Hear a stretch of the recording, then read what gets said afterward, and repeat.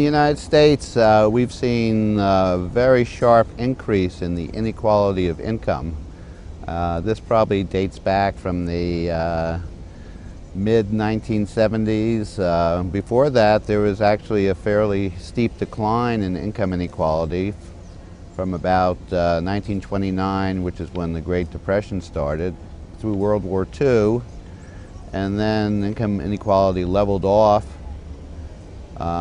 during the 1950s, 1960s, through the mid-1970s, and then it's been steadily increasing since then. Wealth inequality started out with a very similar pattern. It started out with the big decline, again beginning in 1929 with the Great Depression, and wealth inequality flattened out in the 1960s and 1970s, and increased a lot through about 1990. But the difference now is that wealth inequality has been pretty flat since about 1990 in the United States, whereas income inequality has continued to rise. Been one of the factors why income inequality has continued to rise.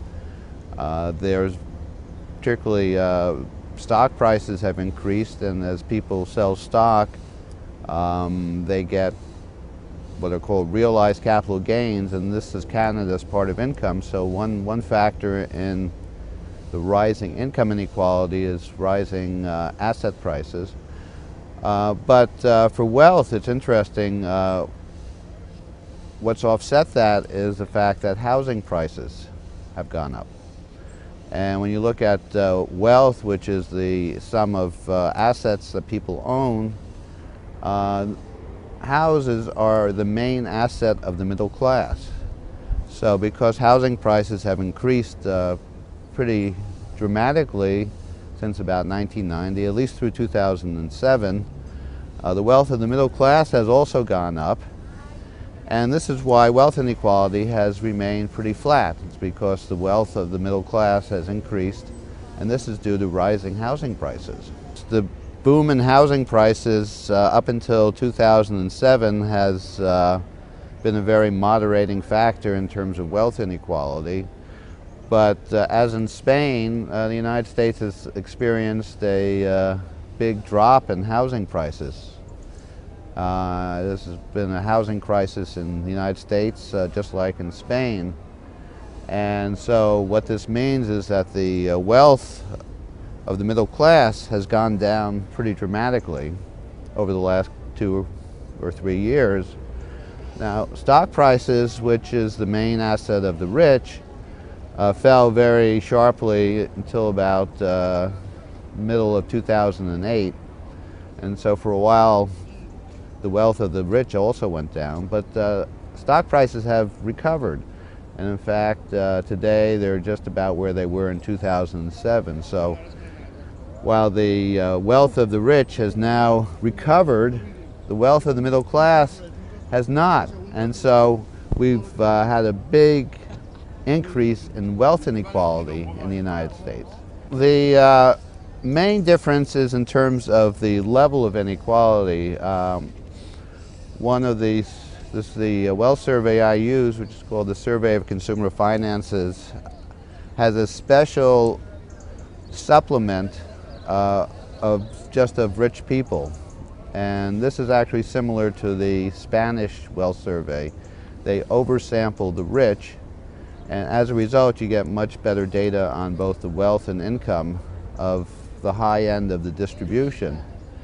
So when you look at the level of inequality, if you use the Survey of Consumer Finances, you get a much higher share of the top groups than if you use our normal survey, which is the current population survey, which is a representative sample of the population. So with the current population survey, which has been going on now since 1947 in the United States, for example, the share of the top 1% is only about 8 or 9% from the current population survey, but from the Survey of Consumer Finances, it's close to 20%. So there's a big difference in the level of inequality. The more you sample the rich, the higher the measured inequality. Actually, if you use tax data in the United States, just like in Spain, you also find a much higher share of the top groups. So the more you know about the rich, the higher the measured inequality. This is true in the United States and in Spain, but the trends are pretty similar. So whereas you find rising inequality, income inequality based on the current population survey, you also find rising income inequality based on the survey of consumer finances and also based on tax data, which is based on actual tax returns filed by Americans. There have been a couple of studies which have tried to pull together data from individual countries on income distribution and then tie them all together to create the overall world distribution of income. And you find very high world income inequality, whereas in most Western European countries we have the standard measure of income inequality is the Gini coefficient. We find a Gini coefficient of about 0.35 or so. If you look at the world distribution of income, the overall Gini coefficient is more like 0.75. So, from the world perspective, we have much greater income inequality than looking at individual countries. So when you look at changes over time, you really have two effects. You have the fact that the rich countries, Western Europe, United States, Japan, Australia, the OECD countries, they've been pulling away from middle-income countries and less developed countries. And so this has widened the gap in income between the high-income countries and the middle and low-income countries. So that's been a factor that has led to rising world income inequality.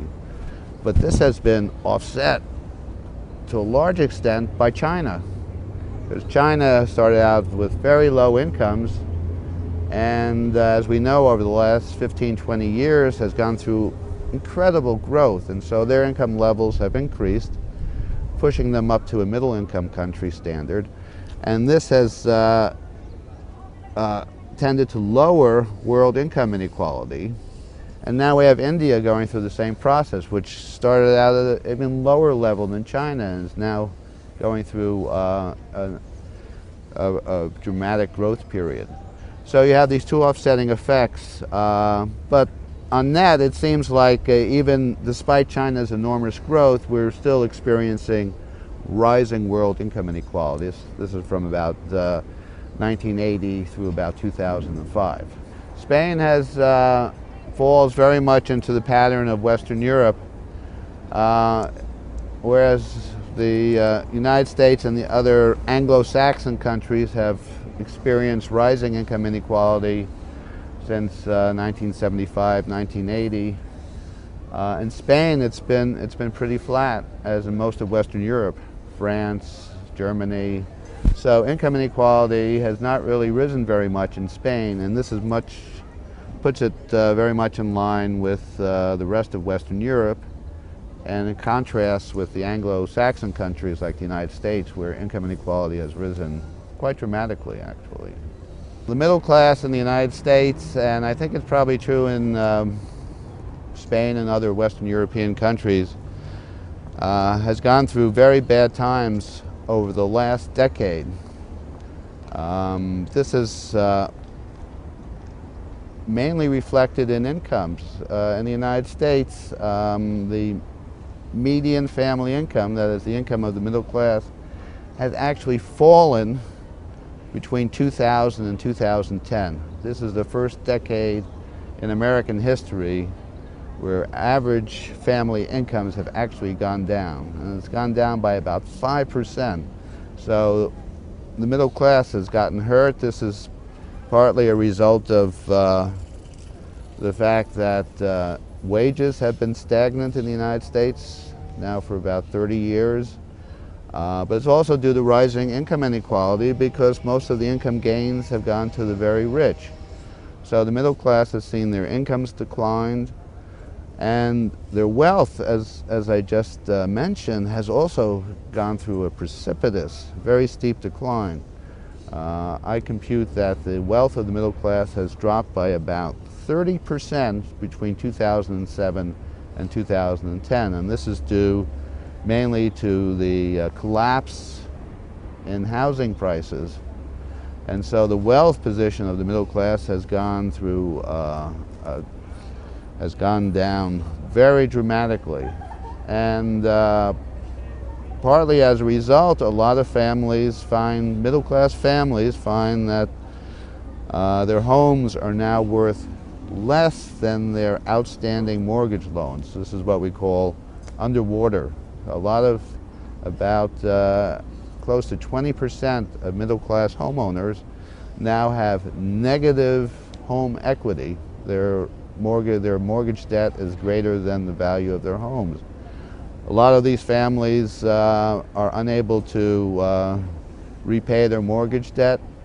A lot of them are walking away from their homes because they have negative home equity.